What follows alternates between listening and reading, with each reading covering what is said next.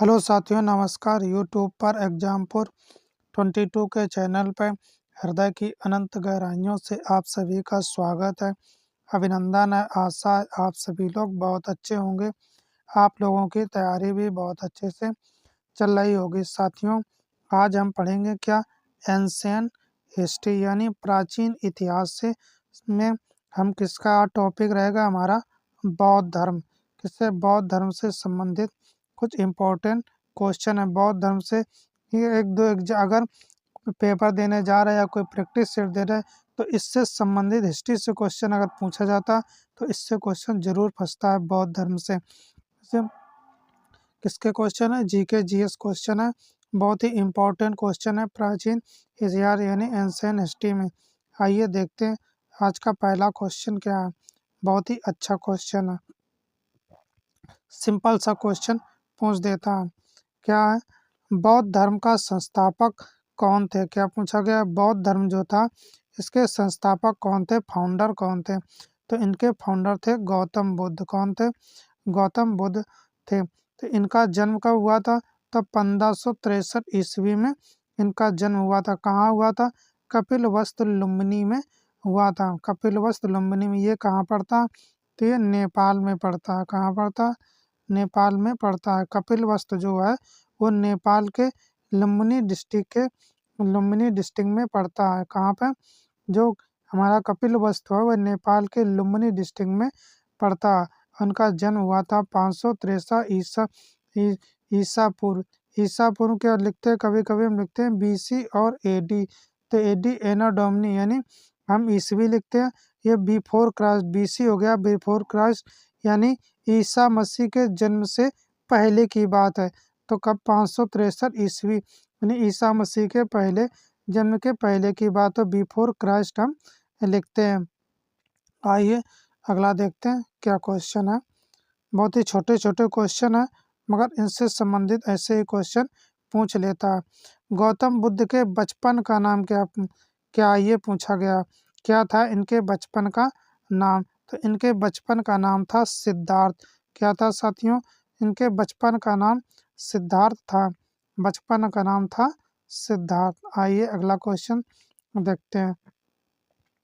बहुत ही अच्छा क्वेश्चन है। थोड़ा जूम हो गया, कर देते हैं। चलो देख। गौतम बुद्ध के पिता का नाम क्या था? क्या पूछा गया? इनके पिता का नाम पूछा गया। इनके फादर का नाम पूछा गया। तो इनके फादर का नाम था शुद्धोधन। क्या था इनके फादर का नाम? फादर का नाम शुद्धोधन था साथियों। आइए अगला क्वेश्चन देखते हैं। ये सब बौद्ध धर्म से ही संबंधित क्वेश्चन है। अगला क्वेश्चन देखते हैं। गौतम बुद्ध के जन्म देने वाली माता का नाम क्या था? क्या पूछा गया? जन्म देने वाली माता का नाम क्या था?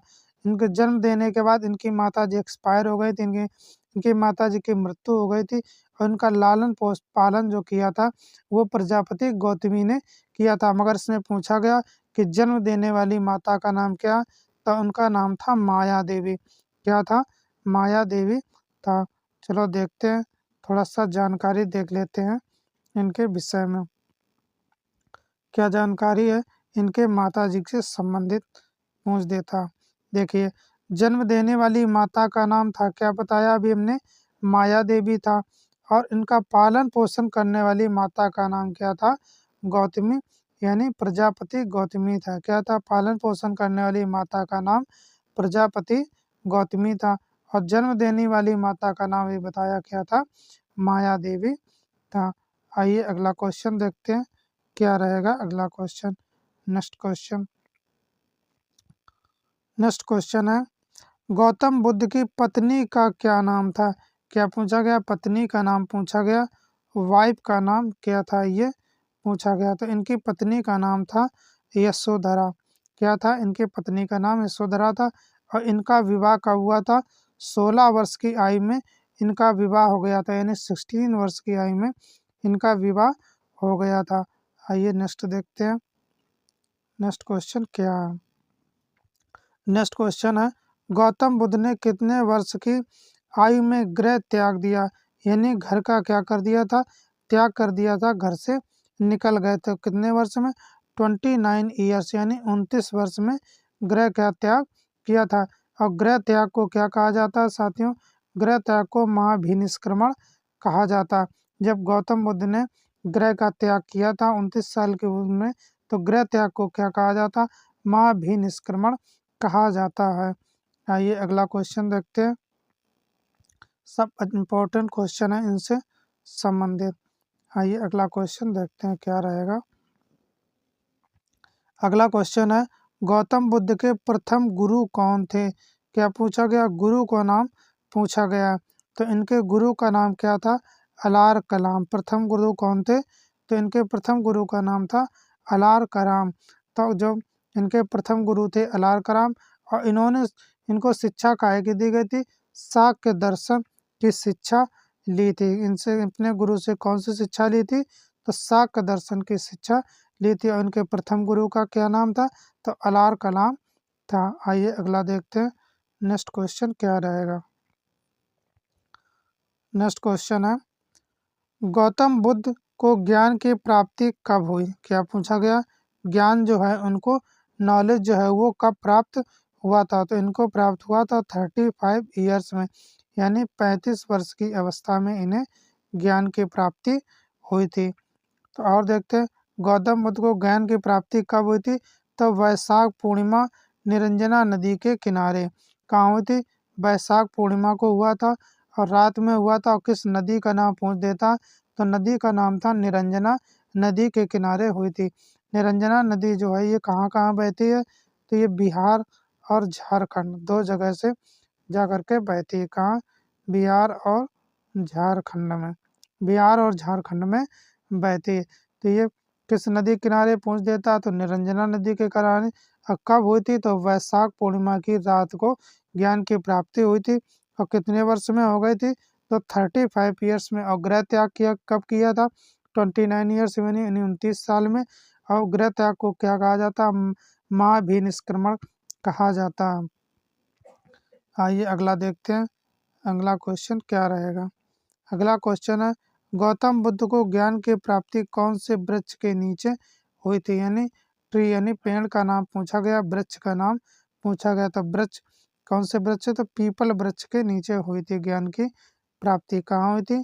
पीपल वृक्ष के नीचे हुई थी। तो इसे जो पीपल वृक्ष है उसे किस नाम से जाना जाता? बोधि वृक्ष भी कहा जाता। क्या कहा जाता? उस पीपल वृक्ष को बोधि वृक्ष भी कहा जाता, क्योंकि गौतम बुद्ध को यहाँ पर ज्ञान की प्राप्ति हुई थी। आइए अगला देखते हैं क्वेश्चन। बहुत ही अच्छा क्वेश्चन है ये। क्वेश्चन कई बार एग्जामों में पूछा गया। गौतम बुद्ध ने ज्ञान की प्राप्ति के बाद सबसे पहला उपदेश कहाँ दिया? क्या पूछा गया? सबसे पहला उन्होंने अपना उपदेश कहाँ पर तो दिया था? तो कहाँ दिया था? सारनाथ में दिया था। सारनाथ कहाँ पड़ता है साथियों? चलो देख लेते हैं। सारनाथ जो है वो उत्तर प्रदेश में है। कहाँ है? उत्तर प्रदेश, जिसे शॉर्ट में हम क्या कह देते हैं? यूपी कहा जाता है। तो सबसे पहला उपदेश कहाँ दिया था? सारनाथ। सारनाथ कहाँ पड़ता है? उत्तर प्रदेश यानी यूपी में पड़ता, यूपी में आता। आइए अगला क्वेश्चन देखते हैं क्या रहेगा। गौतम बुद्ध ने सबसे पहले सबसे अधिक उपदेश कहाँ दिए? क्या पूछा गया? सबसे अधिक उपदेश कहाँ पर दिए थे? सबसे ज्यादा उपदेश कहाँ पर दिए थे? तो सबसे ज्यादा उपदेश जो है वो श्रावस्ती में दिए थे। श्रावस्ती कहाँ पर स्थित है? उत्तर प्रदेश यानी यूपी में स्थित है। आइए अगला देखते हैं। अगला क्वेश्चन क्या रहेगा। ये भाषा से संबंधित क्वेश्चन है। चलो देखते हैं। गौतम बुद्ध के उपदेश कौन सी भाषा में है? यानी लैंग्वेज का पूछा गया। कौन से लैंग्वेज में बुद्ध जी ने क्या दिए थे? भाषण दिए थे, उपदेश दिए थे।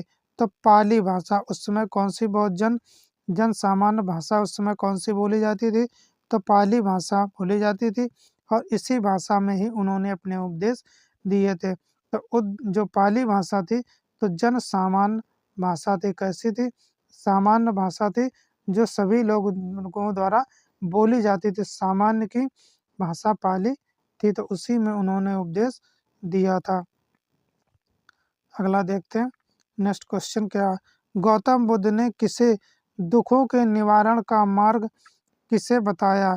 अगर दुख से मुक्ति चाहना चाहते हैं, निवारण चाहते हैं, खत्म करना चाहते हैं, तो उन्होंने अष्टांगिक मार्ग बताए थे। क्या मार्ग बताए थे?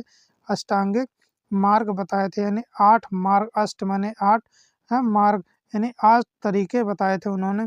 तो 4 आर सत्य बताए थे और 8 अष्टांगिक मार्ग बताए थे। 4 आर सत्य बताए थे, दुख का कारण, दुख का निवारण और दुख से मतलब कैसे निवारण करते हैं, ये उन्होंने इसमें बताए थे। आइए अगला क्वेश्चन देखते हैं क्या रहेगा। नेक्स्ट क्वेश्चन बहुत ही अच्छा क्वेश्चन है ये। गौतम बुद्ध की मृत्यु कहाँ हुई थी? क्या पूछा गया? इनकी मृत्यु कहाँ हुई थी, इनकी डेथ कहाँ हुई थी, ये पूछा गया मृत्यु के बारे में। तो इनकी मृत्यु जो है वो कुशीनगर में हुई थी। किसी नारा लिख गया साथियों, मगर कहाँ पे हुई थी? कुशीनगर में हुई थी। कुशीनगर कहाँ स्थित है? देवरिया उत्तर प्रदेश में स्थित है। कहाँ पर? देवरिया उत्तर प्रदेश यानी यूपी में स्थित है कुशीनगर। आइए अगला क्वेश्चन देखते हैं क्या रहेगा। अगला क्वेश्चन है, गौतम बुद्ध की मृत्यु कितने वर्ष की आयु में हुई थी? यानी समय पूछा गया कितने वर्ष की आयु में हुई थी? तो 80 वर्ष की आयु में हुई थी, यानी 80 वर्ष की आयु में हुई थी। कब हुई थी? 80 वर्ष की आयु में गौतम बुद्ध की मृत्यु हुई थी। चलो इसके बारे में देख लेते। इनका जन्म कब हुआ था ये पूछ देता। तो जन्म इनका हुआ था 563 ईसा पूर्व। कब हुआ था साथियों? 563 बीसी यानी ईसा पूर्व। और इनकी मृत्यु कब हुई थी? मृत्यु कब हुई थी साथियों? मृत्यु पूछ देता है कभी कभी। तो इनकी मृत्यु हुई थी 483 ईसी, यानी इसमें अगर हम इसको सब्ट्रैक्ट करते हैं तो 3 में 3 सब्ट्रैक्ट करते हैं तो 0 आ जाएगा। और 6 में 8 सब्ट्रैक्ट नहीं होगा तो यहाँ से हम एक कैरी ले लेंगे, यहाँ 16 हो जाए, 16 में 8 घटाएंगे तो 8 आ जाएगा, यानी 16 में 8 घटाएंगे तो 8 आ जाएगा। यहाँ बचेगा 4, 4 में 4 घटा देंगे 0। तो कितने वर्ष तक जिए थे? 80 वर्ष, यानी 80 वर्ष तक जिए थे, यानी 20 वर्ष तक 80 वर्ष तक जिए थे साथियों। ऐसे हम निकाल लेते हैं इनको, इनके जन्म और मृत्यु से घटा देंगे तो हमारे समय निकाल आएगा कितने वर्षों तक ये जीवित रहे थे। तो 80 वर्ष तक, 80 वर्षों तक जीवित रहे थे। आइए अगला देखते हैं नेक्स्ट क्वेश्चन क्या रहेगा। अगला क्वेश्चन है, गौतम बुद्ध की मृत्यु को बौद्ध धर्म में क्या कहा जाता? जब इनकी मृत्यु हुई थी तो बौद्ध धर्म में इसे क्या कहा जाता? तो बौद्ध धर्म में इसे महापरिनिर्वाण कहा जाता। क्या कहा जाता? महापरिनिर्वाण कहा जाता। और इन्होंने जब गृह त्याग किया था 29 ईयर यानी 29 वर्ष में, तो उसे क्या कहा जाता? महाभिनिष्क्रमण कहा जाता और मृत्यु को महापरिनिर्वाण कहा जाता। आइए अगला देखते हैं अगला क्वेश्चन क्या रहेगा। बहुत ही अच्छा क्वेश्चन है। अगउत्तर निकाय कौन से धर्म का ग्रंथ है? कौन सा पूछा गया? अगउत्तर निकाय जो है ये बौद्ध धर्म से रिलेटेड ग्रंथ है। अगुंतर निकाय जो है बौद्ध धर्म से संबंधित ग्रंथ है। आइए अगला देखते हैं नेक्स्ट क्वेश्चन क्या रहेगा। अगला क्वेश्चन है साथियों, जातक कौन से धर्म से संबंधित है? जातक कथाएं पढ़ी होंगी, तो जातक जो है वो किस धर्म से संबंधित है? तो जातक जो है वो बौद्ध धर्म से संबंधित है। जातक में किसका? अवतारों के बारे में बताया गया। जातक में क्या बताया गया? अवतारों के बारे में बताया गया है। आइए नेक्स्ट क्वेश्चन देखते हैं क्या रहेगा अगला क्वेश्चन। अगला थोड़ा बड़ा है, देख लेते हैं साथियों। चलो देखते हैं। सबसे अधिक बुद्ध प्रतिमाएं कौन सी शैली में प्राप्त होती हैं? क्या पूछा गया? शैली के बारे में पूछा गया। तो सबसे ज़्यादा प्राप्त हुई हैं बुद्ध की प्रतिमाएं तो गांधार शैली में प्राप्त हुई हैं। तो बुद्ध की मूर्तियों का निर्माण जो है अधिक गांधार शैली में किया गया है। तो गांधार शैली और एक शैली और है, दो शैलियाँ हैं। शैली के बारे में अगर हम देखेंगे तो दो शैली भारत में है। एक तो हो जाएगी गांधार, कौन सी हो जाएगी? गांधार हो जाएगी। और एक हो जाएगी द्रविड़। कौन सी हो जाती है? एक होती है द्रविड़। द्रविड़ जो है ये कहाँ पे है? भारत के दक्षिण दिशा में दक्षिण साइड जो है वो ज़्यादातर द्रविड़ शैली में ही हिंदू मंदिर बनाए जाते हैं, और गांधार में उत्तर दिशा की ओर, भारत में जो उत्तर दिशा के जो राज्य पड़ते हैं वो वहाँ पर गांधार शैली में ज़्यादातर बनाए जाते हैं।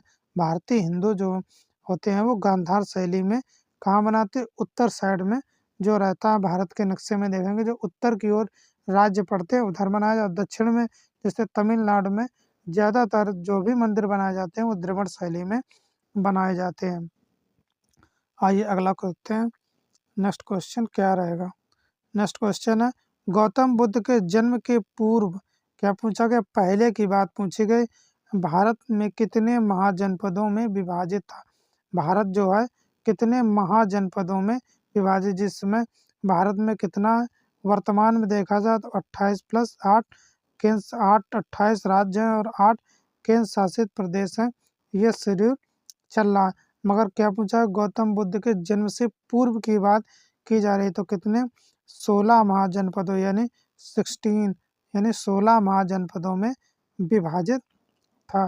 जैसे कौशल हो गया, श्रावस्ती हो गया, ऐसे कई महाजनपदों में। जब तो गौतम बुद्ध के पूर्व जन्म में भारत जो है 16 महाजनपदों में विभाजित था। आइए अगला क्वेश्चन देखते हैं। आज इनसे संबंधित सब इम्पोर्टेंट क्वेश्चन है। बिंबिसार, प्रसेनजित, अशोक में से कौन धर्म का अनुयायी था? तो सभी लोग किस धर्म के अनुयायी थे? तो बौद्ध धर्म के अनुयायी थे। उपरोक्त सभी जो थे ये बौद्ध धर्म के ही अनुयायी थे। बिंबिसार हो गया, प्रसेनजित हो गया, अशोक, तीनों देश के क्या थे? शासक थे।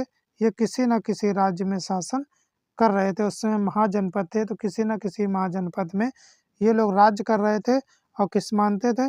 बौद्ध धर्म को ही अपनाते थे। आइए अगला देखते हैं। अगला क्वेश्चन क्या रहेगा?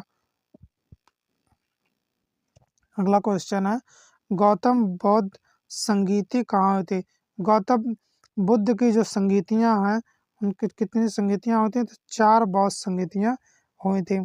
चलो एक एक करके देख लेते हैं कौन संगीति किसके शासन काल में हुई थी और कहाँ हुई थी। तो ये याद रखेंगे 4 ही हुई थी। तो प्रथम बौद्ध संगीति जो है वो राजगृह में हुई थी, और राजगृह इस समय कहाँ वर्तमान में पड़ता था? राजगृह कहाँ पड़ता था? वर्तमान में पड़ता था। और ये पूछ दिया जाता किसके शासन काल में हुई थी? तो अजात शत्रु के शासन काल में हुई थी। किसके? अजात शत्रु। जिसका कोई शत्रु ना हो उसे अजात शत्रु कहते हैं। यानी अजात शत्रु के शासन काल में राजगृह में हुई थी। आइए अगला देखते हैं क्या पूछा गया। दूसरी बौद्ध संगीति के बारे में पूछा गया। दूसरी बौद्ध संगीति कहाँ हुई थी? तो वैशाली में हुई थी। मिस्टेक हो गया लिखने में। तो कहाँ हुई थी? वैशाली में हुई थी बौद्ध संगीति। किसके शासन काल में हुई थी? तो कालाशोक। किसके शासन काल में हुई थी? कालाशोक के शासन काल में हुई थी। पहली कहाँ हुई थी? राजगृह में। किसके शासन काल में? अजात शत्रु के शासन काल में हुई थी। और वैशाली जो है ये कहाँ पड़ता है? तो बिहार में था उस समय। वैशाली जो है बिहार में था। आइए अगला क्वेश्चन देखते हैं। है तीसरी बौद्ध संगीति कहाँ हुई थी? यानी 3rd नंबर की बौद्ध संगीति कहाँ हुई थी? तो ये पाटलिपुत्र में हुई थी। कहाँ हुई थी? पाटलिपुत्र में। पाटलिपुत्र कहाँ था उस समय? बिहार में।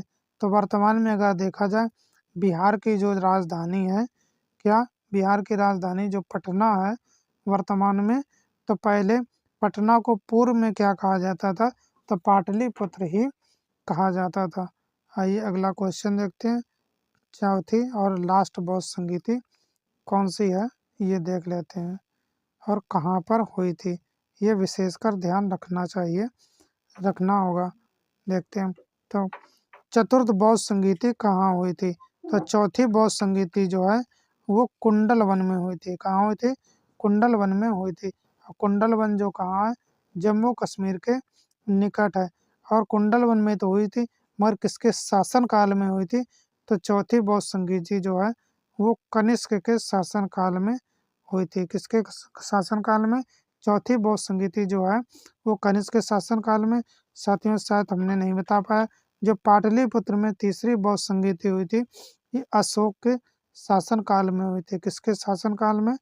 अशोक के शासनकाल में हुई थी। और चौथी तो अभी हमने बता दिया, कुंडल वन जो है ये किसके शासनकाल में हुई थी? तो कनिष्क के शासनकाल में हुई थी चौथी बौद्ध संगीति। और कुंडल वन कहाँ पड़ता है? तो ये जम्मू कश्मीर में। और कनिष्क के शासनकाल में चौथी बौद्ध संगीति हुई थी। तो साथियों, आज के हमारे ये बौद्ध धर्म से संबंधित जो भी क्वेश्चन थे, इम्पोर्टेंट क्वेश्चन थे। और इससे संबंधित क्वेश्चन, बौद्ध धर्म से क्वेश्चन जरूर बनता अगर हिस्ट्री एग्जाम में पूछी गई है। तो साथियों, आज का हमारा सेशन कैसा रहा कमेंट में बताना, और चैनल को शेयर कर देना, सब्सक्राइब कर लेना और लाइक कर दिया करें, जिससे हमें बहुत ही मोटिवेशन मिलता है, जिससे और अच्छे अच्छे क्वेश्चन लेकर के आएंगे आप लोगों के लिए। साथियों, अपना अमूल्य समय निकाल कर हमारे चैनल पर जुड़ने के लिए, हमारा वीडियो देखने के लिए बहुत बहुत धन्यवाद। Thanks for watching this video.